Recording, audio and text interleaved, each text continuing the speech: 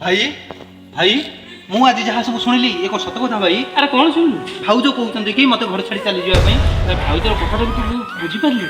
କିନ୍ତୁ ଆଜି ସକାଳେ ଭାଉଜ ମୋତେ କହିଲେ କି ଏ ଘର ଛାଡ଼ି ସବୁଦିନ ପାଇଁ ଚାଲିଯିବା ପାଇଁ। ଆରେ ନାଇଁ ରେ, ଆରେ ତୁ କାହିଁ ଘର ଛାଡ଼ି ଚାଲିଯିବୁ? ବାବୁ ତମେ କ'ଣ ରାମ ଲକ୍ଷ୍ମଣ ଭଳିଆ ଦୁଇ ଭାଇ ବଡ଼ ମା ପାଇଁ ଅଲଗା ହେଇଯିବ? ହେ ରାମୁ, ତୁ କିଛି ଜାଣିନୁ ରେ।